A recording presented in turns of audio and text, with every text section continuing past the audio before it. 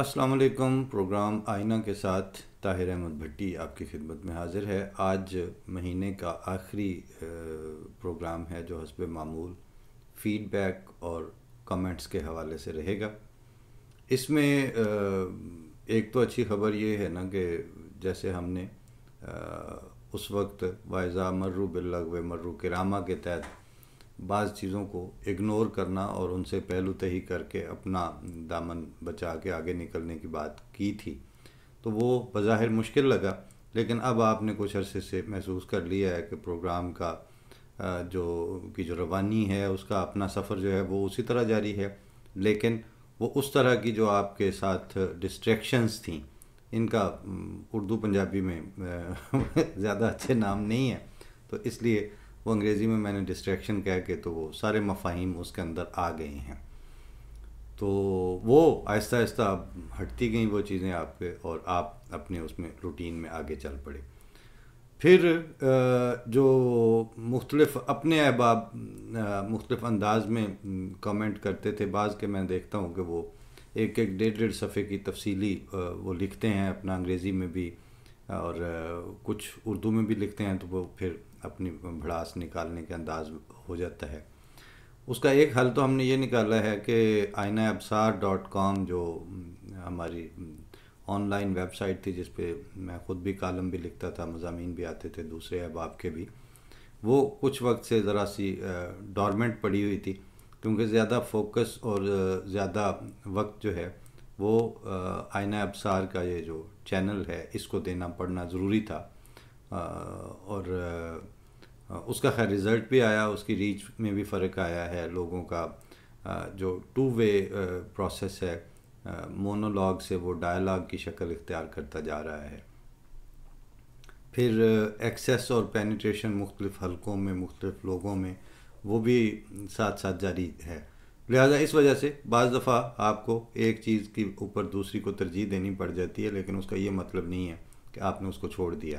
तो मैं वो बाज़ तफसीली कमेंट्स जो बहुत सेंसिबल भी होते हैं, बहुत अच्छी बातें भी लिखी होती हैं, और अपना एक इजहार का उसमें सलीका भी छलक रहा होता है, तो हमने अब उस पर काम शुरू कर दिया है। उम्मीद है 4 से 6 हफ्ते में वो दोबारा अपने ज़्यादा बेहतर तौर पर उर्दू, इंग्लिश और एक आध और ज़ुबान में रेगुलर उसके अलग से पेजेस जो हैं वो एक प्लेटफार्म और एक क्लिक के ताबे आ जाएंगे। तो वो जो तफसीली और लंबे और एक एक सफ़े के कमेंट्स हैं, उन अहबाब से अब मेरी दरख्वास्त है कि वो खातिर भी जमा रखें और अपनी सलाहियत को भी संभाल के और बचा के रखें। फिर उसमें आप अपनी पसंद के मौजू के ऊपर लिखना शुरू करें, क्योंकि लिखना बोलना ये 2 लेवल पे होता है। एक तो आप ये समझें कि किसी को आपने दुकान से सौदा लिया तो वो भी आपको लिख के तो दे देता है, वो भी तहरीर ही होती है। लेकिन इसी तरह से आपको पैगाम छोड़ के कोई जाता है तो वो भी तहरीर होती है। लेकिन फिर इसकी आगे ग्रेडिंग बढ़ते बढ़ते वो फिर बड़ी तहरीरों तक बात जाती है। फिर इसी तरह बोलने का है, वो भी बिल्कुल वही हाल है कि आप रिक्शा, टैक्सी, बाज़ार में सौदा सरफ लेते हुए, रेस्टोरेंट पे जाते हुए आप बात करते हैं और उसके डिक्शनरिकल मीनिंग्स जो हैं वो वही होते हैं। लेकिन आगे एक स्टेज आती है कि जिस वक्त आप मुअय्यन मौजू के ऊपर बात करते हैं, वहाँ अल्फाज वही रहते हैं, लेकिन उसका कॉन्टेक्स्ट चेंज होने से आपके ऊपर ज़िम्मेदारी बोलते वक्त और अगले की सुनते वक्त आपसे एक्सपेक्टेशंस, ये दोनों चेंज हो जाती हैं। अगर ये कैमरा ऑन ना किया जाए और मैं जस्ट किसी दुकान पे या पेट्रोल पंप या मेडिकल स्टोर पे चला जाऊं, तो उसको मुझसे क्या तवक्को है कि मैं क्या बात करता हूं उनसे। और वहाँ खड़े खड़े अगर 5-10 मिनट चिट चैट हो भी जाए तो उसके मीनिंग्स उसमें वो ज़रूरी नहीं है कि उसमें कोई बहुत मीनिंग्स हों। वो आपकी day to day utility need पूरी करने वाली वो आपकी गुफ्तगू है। लेकिन जब आप किसी प्लेटफार्म को और फोरम को इस्टेब्लिश करते हैं और उसके ज़रिए मुखातिब होते हैं या माइक्रोफोन दरमियान में आता है, तो फिर या मीडिया मुख्तलिफ़ किस्म के रेडियो है या टीवी के, तो वहाँ आपको बोले हुए लफ्ज़ वापस लेने का फिर मौका नहीं होता, और जो सुनने वाले हैं उनसे आप ये नहीं कह सकते कि आप हमसे एक्सपेक्ट ना करें, उन्होंने करना है तो फिर वो दे आर जस्टिफाइड। फिर उनके लिए आपको कुछ ढूंढ के लाना पड़ता है, कुछ गौर करके पेश करना पड़ता है।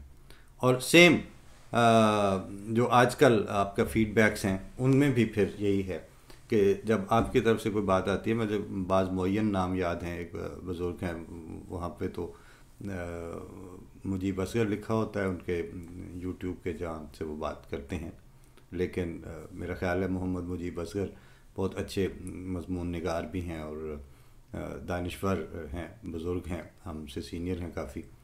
तो वो कभी ना कभी जब कोई जुमला या कोई शेर या दुर्र समीन से कोई चीज़ निकाल के आते हैं तो फिर ज़ाहिर है उसमें एक दुआ का रंग भी होता है, उसमें एक हौसला अफजाई का भी होता है। फिर और हमारे अहबाब में से भी हैं कुछ ऐसे भी हैं जो जिनसे अभी तारुफ़ हुआ है, उनमें से बाज़ हैरतनाक किस्म के उनका फ़ीडबैक आता है, उनकी तहरीर बहुत आला दर्जे की है और वो मज़ीद अच्छी हो सकती है, क्योंकि ये हमारे वहाँ नसीरपुर रांझा एक जगह है मिड रांझा वाली साइड पे, तो वहाँ हमारा किस ज़माने में कॉलेज के दिनों में आना जाना होता था।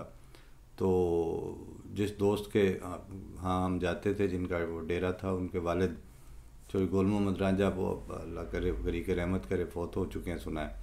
तो उस ज़माने में वो बस वो चारपाई पे तकिए के साथ बैठे होते थे और वन सवनी उनसे बातें सुनने को मिलती थीं मुख्तलिफ़ हवालों से। तो उसमें एक दिन उन्होंने अपनी जंगली जो लबो लहजा है उसमें ही उन्होंने अपने बच्चों को ये मुखातिब करके, अपने बेटे को, तो मैं भी था, तो कहते हैं मैं तो मतलब अब उनकी ज़ुबान में तो मैं तो छोर अनवाना मंजियाँ ते बेली बनाने सौखे रखने औखे। तर्जमा उसका ये है कि एक चारपाइयाँ और एक जो दोस्तों आप बनाते हैं लोग वाकफ़ और पब्लिक रिलेशनिंग, इसके मामले में वो कहते हैं कि ये बनाना बहुत आसान होते हैं, इनको रखना बहुत मुश्किल होता है। किन मानों में फिर उन्होंने खुद ही तशरीह की, कहते हैं एक किकर वड्डी है तो वो जो 10 मंजियाँ पाँव बना लो, यानी उसमें से इतनी चारपाइयाँ आप बना सकते हैं, लेकिन जब आप वो बन जाती हैं तो फिर कभी उनकी कोई रस्सी टूट जाती है, कभी पैंद टूट जाती है, कभी उनकी वो सेरू और बाई टूट जाती है, मतलब वो उसको फिर मेंटेन रखना पड़ता है। इसी तरह जिन जिन से आपका तारुफ़ हो जाता है फिर उनके साथ इंटरेक्शन की ज़िम्मेदारियाँ निभानी होती हैं, फिर आपके मरासिम की कुछ ज़िम्मेदारियाँ हैं, वो सारी चीज़ें। इसी तरह ये बोले हुए मुकालमे से भी जो आपकी एक फ़ज़ा पैदा हो जाती है, फिर इसको ले के चलना, ये खुदा ताला ख़ास फ़ज़ल ना करे तो ये मुमकिन नहीं होता। लेकिन फ़ज़ल के लिए भी हज़रत खलीफतुल मसीह राबे वो अपने ख़िताब में एक में उन्होंने फरमाया कि अल्लाह ताला से जो फ़ज़ल और नेमतें हैं वो तो मांगें ही मांगें, लेकिन उनको पहचानने के लिए आँखें भी मांगें कि अगर किसी अंधे को कश्मीर जन्नत नज़ीर में जाके उतार भी दिया जाए तो उस बेचारे की नज़र ही नहीं है, वो देख ही नहीं सकता, तो वो मनाजिर और वो जन्नत नज़ीर जो लैंडस्केप है उसका उसको क्या फ़ायदा। तो ये मुस्बत मानों में जैसे आता है, इसी तरह कुरान शरीफ में ये भी हुक्म है कि जिसमें अल्लाह ताला फरमाता है हज़रत इब्राहीम के ज़रिए जो दुआ सिखाई गई, रब आरिना मनासिकना, तो वो जो कुर्बान गाहें शनाख्त करने का फिनोमेना है उसमें भी ये है कि हमें पता हो कि ये मौका है, इस पे हमने ये बात करनी है। हम मतलब आइडेंटिफिकेशन ऑफ द इशू जो है वो दुनिया के बड़े बड़े प्रोजेक्ट्स की बुनियाद ये होती है कि शुरू में आपको फिजिबिलिटी से भी पहले आपको इश्यूज आइडेंटिफाई का प्रोसेस जो है उसमें से गुजरना पड़ता है। बिल्कुल इसी तरह से आपको भी अपने टारगेट्स, अपनी कुर्बान गाहों का और अपने ज़िम्मेदारियों का और ये सारी चीज़ों का एक तयन हो तो पता होता है। दूसरा मसला ये कि चीज़ें मीनिंगफुल होती हैं, लेकिन उनको अपने माने ज़ाहिर करने के लिए, अपना मतलब ज़ाहिर करने के लिए एक सर्टन लेवल ऑफ इंफॉर्मेशन ज़रूरी होता है। जो लोग कंप्यूटर के साथ ज़्यादा वेल वर्स्ड हैं, मेरा तो बस इतना ही है, मतलब कि कीबोर्ड पे ज़रूरत के काम छोटे मोटे चल कर लेने वाले। लेकिन जो बेहतर जानते हैं उनको ये पता है कि कंप्यूटर आपको बहुत अच्छा फीडबैक देता है, लेकिन उससे पहले आपको सारा कुछ उसको देना पड़ता है।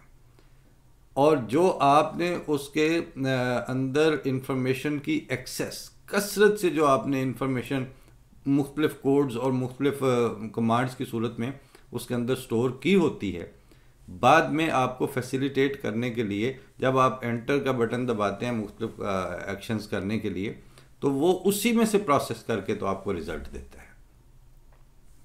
तकरीबन इससे मिलता जुलता हाल ही ये है कि जब आपको एक तरफ से बात कही या सुनाई जा रही होती है, एक नरेशन होती है। ये मुझे ख्याल इसलिए आया कि वो जब कल मैंने वो प्रोग्राम 3 समतों की एक समत पेश कुतुबनुमा में पेश किया, तो वो एक बुज़ुर्ग दोस्त ने कहा कि उसमें मेटाफर बहुत गहरा था, पता नहीं लोगों का उसमें किस हद तक होता है इबलाग या नहीं।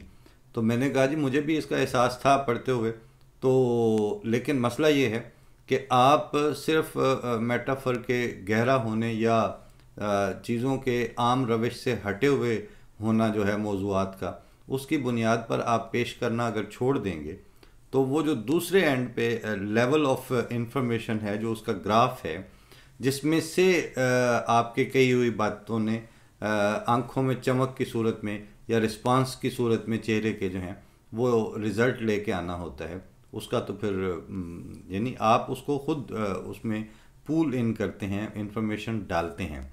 और अगर आप इसके पैरेलल देखें कि हमारे यहाँ जो पाकिस्तान में बहुत बड़ा जो जुल्म हुआ है जिसको महसूस ही किसी ने नहीं किया, वो यही तो हुआ है कि इबलागे आमा के जो इदारे थे उनका काम इबलाग था। उनके जो बड़े बड़े दानिश्वर और सहाफ़ी थे वो मुआशरे की आंखें थे। बल्कि मुझे बहुत पुराना अरसे की बात है, जब मैंने पहला अखबारी कालम लिखा वो औसाफ अखबार में लिखा था, और उसका उन्वान था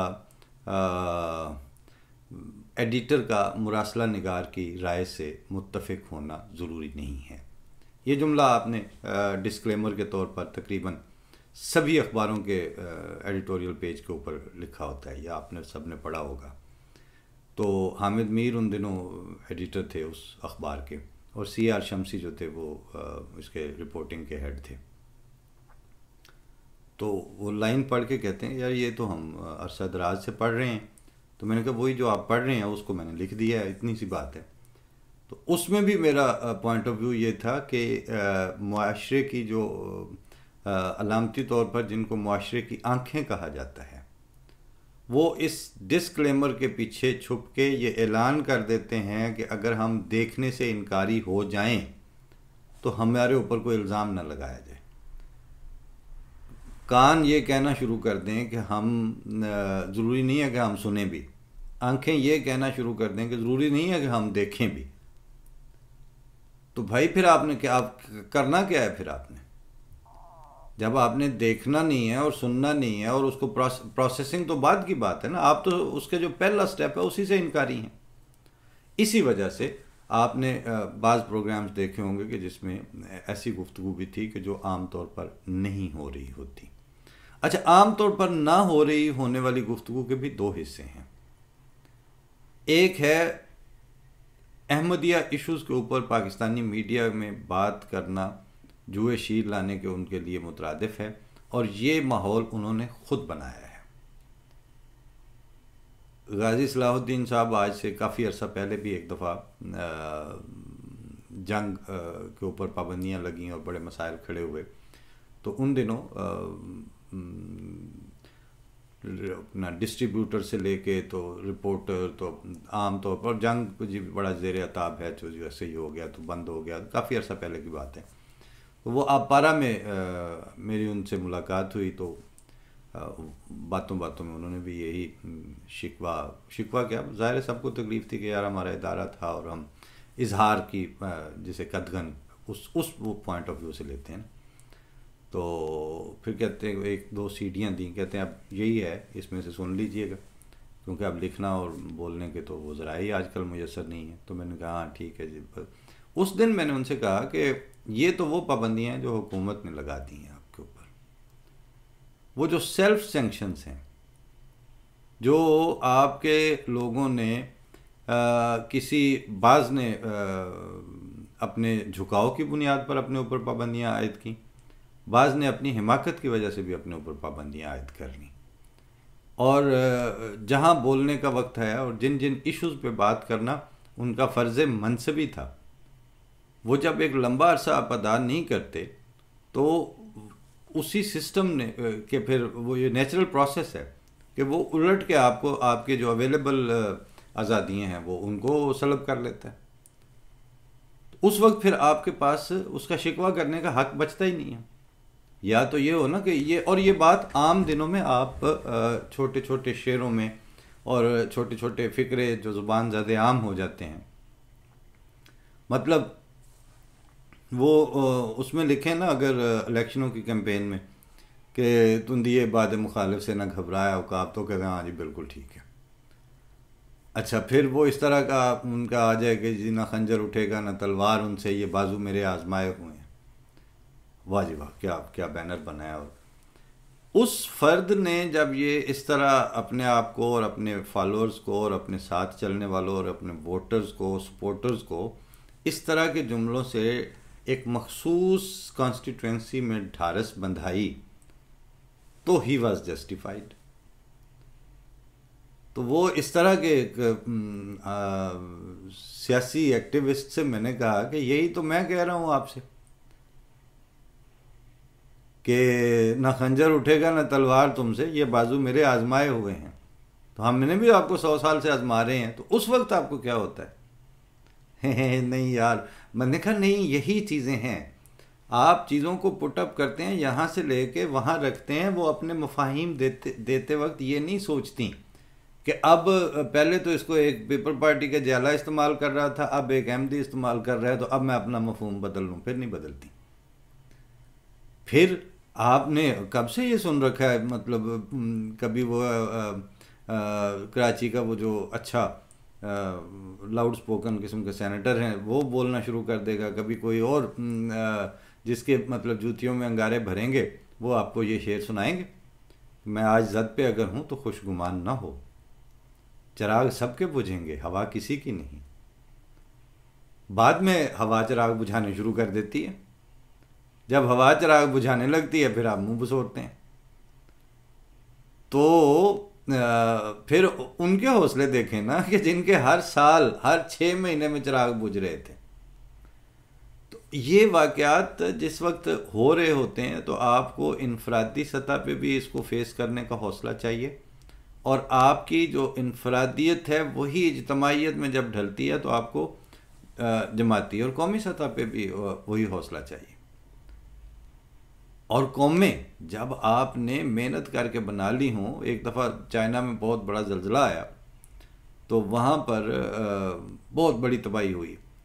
तो उसके बाद जैसे कि इंटरनेशनल कम्युनिटी का तरीका है, तो उन्होंने मुख्तलिफ लोगों ने ताज़ियतें अपने अपने टीवीज़ पे, सरकारी बयानात में सदरों ने और वज़ीर आज़मों ने और हेड ऑफ़ स्टेट्स और हेड ऑफ़ गवर्नमेंट जो हैं उन्होंने मुख्तलिफ तरह की वो कहीं कि हम ये ऑफ़र करेंगे, हम ये करेंगे, हम ये मदद करेंगे, इतने हज़ार मिलियन डॉलर की ये करेंगे।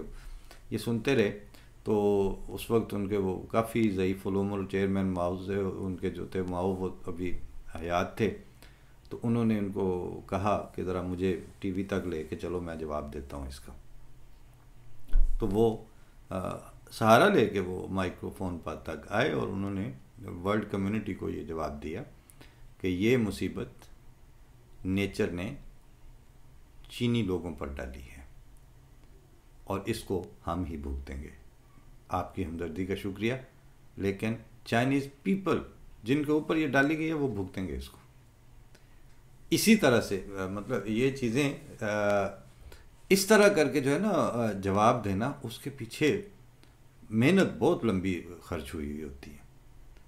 वो नारेबाजियों से और जुमलेबाजियों से और इस तरह ये जो कैंपेनें चलती हैं किसी को स्नब करने की, किसी को ब्लैक आउट करने की, अब ये आप अगर पाकिस्तान में रहे हों तो अब सबको पता है कि बाज़ नाम जो हैं वो नहीं आ सकते, वो एहतमाम के साथ कादियानी लिखना है और मिर्ज़ाइयों का लिखना है। अच्छा, फिर आप सबका वहाँ पे देखते रहे हैं ना कि एक कोई एक्टिविटी जमात अहमदिया के ख़िलाफ़ होगी, 5 कालमी 6 कालमी खबर आएगी और फ्रंट पेज पे आएगी। और उसके बाद अगर जमात अहमदिया कोई बात करेगी, वो 5वें सफ़े पे जाके यक कालमी इतनी सी खबर दे के वो आप पे एहसान चढ़ा रहे होंगे कि हमने अपनी सहाफ़ियाना ज़िम्मेदारी अदा कर दी। ज़िम्मेदारी कहाँ अदा की है आप लोगों ने? तो उसका वो जो जो प्रॉपर एवेलुएशन है उसी के पैरामीटर्स का और उसी के उसका स्टैंडर्ड्स का आप लिहाज नहीं करते, बिल्कुल नहीं करते। लेकिन उसके बाद फिर जाहिर है वो सिलसिला चलना शुरू हो जाता है। वो पुराना फ़िक्रा है, उसको किसी और कॉन्टेक्स्ट में था, लेकिन ये कि वो जब हलाकू खान या किसी ताख्त व ताराज करने वाले बादशाह ने हमला कर दिया मुसलमान हुकूमत पर, तो उन्होंने उस बुज़ुर्ग को दुआ के लिए कहा। तो अगले दिन बंदा भेजा कि जी कल लड़ाई है तो बताएं अपने दुआ की है कि। कहते हैं हाँ मैं सारी रात दुआ करता रहा और सारी रात मुझे आगे से अल्लाह ताला की तरफ से ये जवाब मिलता रहा, या अय्युहल कुफ़्फ़ार उक़्तुलुल फ़ुज्जार, ए काफिरों इन फाजरों को कत्ल करो। तो असल बात यह है कि काफिर और फाजर और मुसलमान और गैर मुस्लिम और मानने वाले और नाम मानने वाले, ये तो तकसीमें हमने बनाई हैं ना। खुदा ताला की तो सारी मखलूक है, और ना सिर्फ उसकी मखलूक है बल्कि उसके बिल्कुल उसके इशारे अब्रू के ताबे है। तो वो जिस वक्त जिसको चाहे जिसके सामने खड़ा कर दे, जिसको चाहे जिसके ज़रिए मात दे दे, उसको किसने रोकना है? तो इसलिए ये जब सिलसिले चल ही रहे हों तो उस वक्त हमें अपने रिस्पॉन्सेस, अपने जो रद्द अमल हैं वो बहुत ज़्यादा टाइटली अपनी ग्रिप में रखने की ज़रूरत पड़ती है। मैं इस दफ़ा तो अल्हम्दुलिल्लाह कि मेरे पास कोई ऐसी मिसाल नहीं है कि मैं कहूँ कि वो फ़लाँ ये हुआ तो फ़लाँ वो हुआ। तकरीबन हर लिहाज से, इस लिहाज से बेहतर हुआ कि किसी तवज्जो दिलाओ किस्म की चीज़ की कोई ज़रूरत नहीं पड़ रही। इस लिहाज से अभी हमें आगे काम करने की ज़रूरत है कि दिसंबर में हमें आलमोस्ट 6 महीने पूरे हो जाएंगे, और 6 महीने में जो आउटकम है और जिस तरह की एक ऑडियंस, एक रेगुलरिटी के साथ एक गुफ्तगू का हमारा सिलसिला चल पड़ा है। एक तो ये है कि मैंने ये नोट किया है कि आईना प्रोग्राम के बाद हुंगारा जो है पंजाबी प्रोग्राम, उसकी एक सर्टन ऑडियंस है और मेरी बात होती रहती है मुख्तलिफ़ जगहों पे, मुख्तलिफ़ मुल्कों में, मुख्तलिफ़ सोसाइटीज़ में, और इवन पाकिस्तान में भी, इंडिया में भी लोग हैं जो इसको सुन रहे हैं, और दीगर ममालिक में पंजाबी का जो स्पैन है वो काफ़ी बड़ा है। और इसमें ऐसी चीज़ें मुसलसल इंक्लूड भी हो रही हैं, डॉक्यूमेंट भी हो रही हैं कि जो अल्फाज बहुत दफ़ा मुझे आता है फ़ोन कहीं ना कहीं से या मैसेज आ जाता है कि ये लफ्ज़ जो था वो बड़े अरसे बाद सुना। किसी ने कहा कि आज 40 साल के बाद ये लफ्ज़ सुना। और बल्कि बाज़ मिसालों के ऊपर तो एक सबसे अच्छा जो मुझे फीडबैक आया, जिस दफ़ा मैंने वो अंगारा में कहा ना कि वो फुफी दी थी करके वसाई जा रहे हैं और गल शल तो कोई नहीं वाले, एक मुहावरा था, मिसाल थी पंजाबी वासियों की वसेब की। तो एक साहब हैं, उन्होंने उर्दू में मैसेज लिखा और वो मैसेज उनके एग्जैक्ट अल्फाज थे कि मैं और मेरी फुफी की धी दोनों मिल के प्रोग्राम देख रहे थे कि अचानक मुहावरे का बम फटा और फिर क्या काम दोनों ने लगाया। तो वो बुज़ुर्ग उम्र के थे और अब तो दोतरों पोतरों वाले हैं, लेकिन वो थे बहरहाल आपस में मामे फूफी के जो मियाँ बीवी थे। तो उन्होंने कहा कि ये हमारे लिए तो वो हस्बे हाल, और जिसे कहते हैं कि लगा कि वो शायद हमें पॉइंट आउट किया गया, और उन्होंने भी उसको बहुत इन्जॉय भी किया कि मैं और फूफी थी मिल के प्रोग्राम देख रहे थे। तो इस तरह एक माहौल बनता जा रहा है। फिर इसी तरह दिल खुशकुन हैरत हुई कि जब मैं इसका तर्जमा कर रहा था प्रोफेसर सलाम साहब वाले जो आर्टिकल था हेली डूनिंग का, तो मैंने अभी सिर्फ पंजाबी वाले हिस्से का किया था, उर्दू वाला अभी ज़ाहिर कल आएगा। तो अगले प्रोग्राम में वो उसका ज़रा डिफरेंट होगा।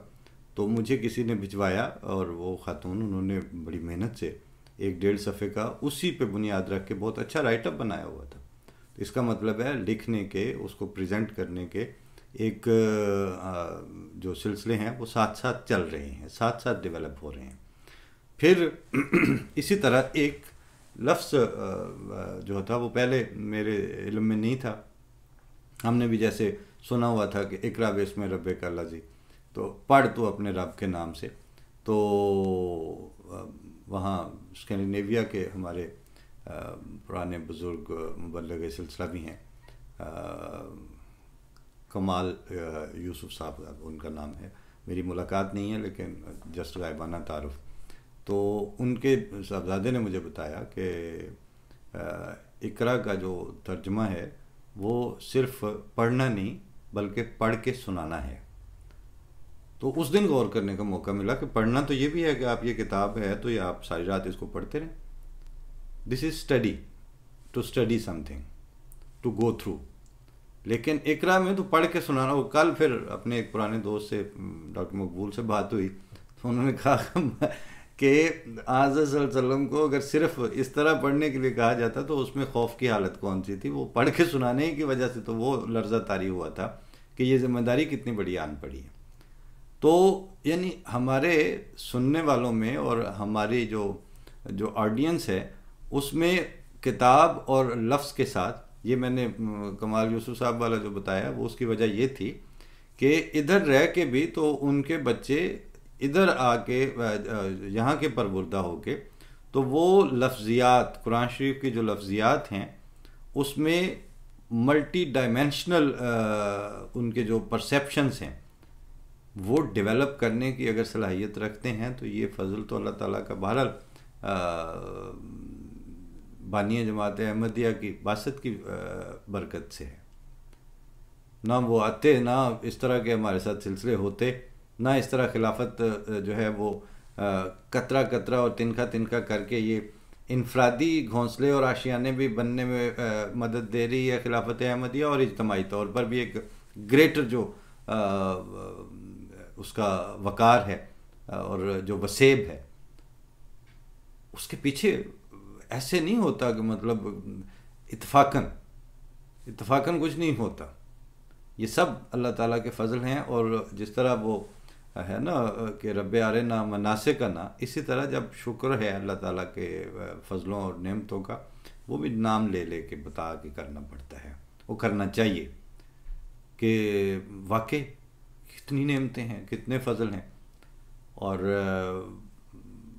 बाकी एक और प्रोग्राम के हवाले से बात थी कि हुंगारा में हम ज़्यादातर इसलिए भी उसको पानी देते हैं कि वो ज़ुबान जो है वो प्रमोट भी हो, पेनिट्रेट भी हो, उसका नफूज़ इस तरह हो कि वो हमारी हाउस होल्ड बन जाए। और तीसरा जो प्रोग्राम जिसने अब अपनी जगह कुछ बनानी शुरू कर दी है वो कुतुब नुमा है। कुतुब नुमा बज़ाहिर, क्योंकि हमारा कोई सिर्फ ये नहीं है कि हमारे साथ ये वाक़या हुआ तो हमने उस पर बात करनी है, किसी के साथ ये वाक़या हुआ तो हमने उस पर बात करनी है। हमारी तो ये दुआ है कि दुनिया में वाक़यात उस तरह से हों ही ना कि जिन पे बात करनी ज़रूरी हो। और हम म्यूचुअल थाट, ह्यूमन हेरिटेज, इंसानी जो इज्तमाही विरासत है, जैसे वो कल डॉक्टर सलाम साहब के हवाले से बात हो रही थी, इसी तरह जो बड़े राइटर्स हैं, जो बड़े हिस्टोरियंस हैं, जो बड़े दानिश्वर थे, बड़े फ़िलासफ़र्स थे, उन पे बात हो जिनसे आपके आगे सुनने वाले और हमारे जो इर्द गिर्द के जो बच्चों के कानों में जो आवाज़ें पड़ रही हैं वो अपने कोई टारगेट्स बनाएं, वो अपने आप को ये समझें कि वो ज़माना था तो हमारा भी एक ज़माना है। हमें कुछ लोगों ने ये जुमले मिरास छोड़े हैं तो हमने भी कोई मिरास छोड़ के मरनी है। तो ये माहौल तो तभी हो ना कि जब आप ये डे टू डे इंगेजमेंट्स और डिस्ट्रैक्शन से बचे हुए हों। तो एक तो जहाँ तक आपको इनफरादी डिस्ट्रैक्शंस आएँ, वो चाहे बुग़्ज़ की सूरत में हो, चाहे मुग़ल्लज़ात की सूरत में हो, चाहे आपकी ट्रोलिंग की सूरत में हो, सोशल मीडिया की कैंपेन्स की सूरत में हो, तो ये मर्रू बिल्लग़्व मर्रू किरामा का जो रवैया है उसको एक इज्तिमाई रिस्पांस के तौर पर इस्टेब्लिश होना चाहिए। और अगर उसमें ये प्रोग्राम कुछ हिस्सा डाल सके और ये इस प्रोग्राम के ऑडियंस जो है वो अपने बाज़ रवैयों में बाज़ सतहों से नीचे आना पसंद ना करे, तो अगेन वो भी एक कंट्रीब्यूशन होगी।